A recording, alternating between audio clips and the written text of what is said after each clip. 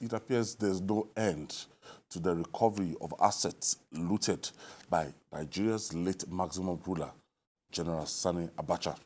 This time, another Abacha loot has been recovered from France. President Bola Tinubu expressed appreciation to France for the return of $150 million stolen from Nigeria by General Sani Abacha. TKN, after many years? Yes, after many years. After many years, it could have taken somebody that, I don't know what Abacha was doing. Maybe he was trying to secure the future of Nigeria or the future of his family, but he was just amassing. Maybe it was the man that saw tomorrow. I knew that to come to a point in Nigerian history that we need dollars. So, so he decided to keep some outside the country for Nigeria. But on a more serious note, and this goes to show the level of madness. I will use that word, madness. That occurred. It's not normal. Yes, very abnormal. It takes. There must be something wrong with. They say we shouldn't speak ill of the dead, but at this particular time, we will definitely speak ill of the former head of state, because I don't know how, why, and the reason behind this kind of madness. This is just France. If you look at what has been recovered in the United Kingdom, in the United States, and then I have the question you even ask yourself: what of the one that we don't know of? Because there are some that he kept away that even Nigeria don't know, and we won't be able to recover. 150 million, this is just France. And there are some people living, even some of our politicians who were part of this, if you understand what I mean. There were some, even those in government, that were part of this and that know very, very well about this. But the fact remains that, yes, France have decided to return. But the beautiful part of it for me is that France has been specific on what this money could be. They're just not returning to us. They're going to go into discussion with the Nigerian government as to areas where this has to be channeled into. If you see what has happened in the past, we were told that some of these funds were diluted and the rest of them. So what mechanism are we putting in place to make sure that those who are in charge now will not be able to reloot this very fund? But it's a good one, and we still look forward to more largesse from former head of state from the grave to Nigeria, as it were. That's why, Dotu, that saying goes that the worst form of democracy is, better than the military rule. Because the system of government that would have allowed an individual, to, have access to, unfettered access to common coffers and amassed so much years and years down the line.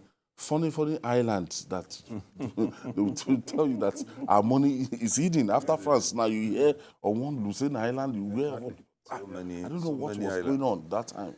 I think I completely agree with you on the fact that democracy still remains the best form of government. At least there will be some level of checks and balances. I completely agree with you on that. And I think that is why it is good for Nigeria that we've had these long years of unbroken democracy. But in addition to that, I will say that African leaders should begin to learn from these experiences. We are complaining again of recolonization. It will happen through this means. For instance, this money is ours. I don't know why you should tell us. As much as, yes, it is good for us as a nation that they are telling us, go and put it into this, and they are putting it directly into it. In the real sense of it, it's disgraceful that our own money, somebody stole it, and then you now begin to say, okay, this is how you must spend your money. That's why our leaders must begin to learn very quickly. We should also, with this kind of funding, be able to gradually reduce the debts we are incurring again. Because there is no way this government is going to survive without taking some loans. But this will help us to reduce it. And then for me also, which is a challenge I've thrown a couple of times here. Our civil servants, who are supposed to be the engine room of this democracy, must begin to have courage to look at leaders in the face and tell them, this can't pass under me. Because a lot of the things that we see in our budget, they are done from the very roots of the preparation of that budget. And there is no way civil servants will not be involved in the preparation. Yes, it resulted in death, but I'm sure everyone will recollect the case of the man who manned the central bank under Idi Amin and told him, we can't print more dollar. We can't. When the man went there to request that, the man died, but he made a point. And that point is, we should be able to look at dictators in the face and tell them that this is not the kind of country we want to build. There are so many things going on, so many requests, do this, we know how to share the money, even in the democracy. We should be able to empower our civil service in a way that they are able to tell our leaders that this is not the right way to go. And one of those ways, which in the last 1 week has been a very hot topic, is how to ensure that the pay of civil servants can not just take them home, but bolster their confidence to be able to ensure that they say no to things that should not be encouraged. That's the only way we can grow our country. Otherwise, bit by bit, we've seen what has happened, especially with this ICPC project monitoring. A lot of money still going down the drain. People who collect money, who are not supposed to touch constituency project money, who collect it and use it for other purposes. We've seen a lot of that, a lot of recoveries made by the Independent Corrupt Practices and other related offences commission. So we should use this as a learning point that this should not happen to us again. Never. Never again. Yes, never Because again. Yeah. This kind of system, I was just wondering how Abacha was doing it. Well, Was he getting money from the central bank, getting money from the coffers, why? and lodging it? Let me tell you, We would have been doing that every other day. let me tell you the gospel truth.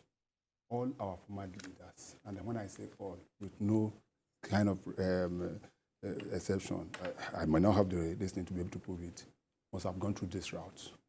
Abacha was unfortunate to have died. And that is why most of these things are being... I don't think there's... relax. As our military leaders, forget it. That would have amassed like Abacha. I'm not talking about... Okay. I'm not talking of the civilian. Okay. I'm talking of the military leaders. Oh, okay. If you look back, if you understand what I'm trying to say, even those before him, some that we know of, must have done worse. Some of these people immediately they get into office become so rich. I'm talking of the military leaders. And just as Dozu said, there was no check and balances under the military government. They were doing things at will, buying, allocating oil wells to themselves, making so much money, opening bank accounts, foreign accounts, and nobody ever dare ask. Nobody ever. That is why I say Abacha was just unlucky to have died. If Abacha was alive... But this kind of loot, it was also Abacha. Listen, if Abacha had been alive till now, I will tell you that some of these things that you have been unearthed will not come to play. I'm telling you. I like the phrase. There are some. Yes, there are some. Some of they these, will yes, still have come up. Some of They them will still have come up, even if we were to be alive. Dotu, I still put it to you that there are some of our former leaders that must have done worse than Abacha. I'm telling you as a fact. But the fact. I understand. I understand what you're saying. Yes, if you understand at what I'm saying. saying. At the point in time, during the Oputa panel, there was a sitting that they said, at one day, the AFRC sat down and they just said, oh, how much is our foreign reserve in the CBN? And they just went and everybody pensioned themselves. That was it. And I was like, what? Then and that is why I repeat. Yes, in as much as we are going to look at it from the point of... I was doing Abdusalam Abubakar. Yes, we are looking at recolonization and the rest of them. It is good that most of these people are telling us where to put this money into. Yeah, very germane. It's because they don't trust our people. They don't trust our leaders. It is not only in Nigeria. Don't forget recently that the United States made some kind of overture with Iran, and certain money, billions of dollars accruable to Iran that was in the US, was released to the Iranian government after that exchange of whatever, when they released the American and rest of them.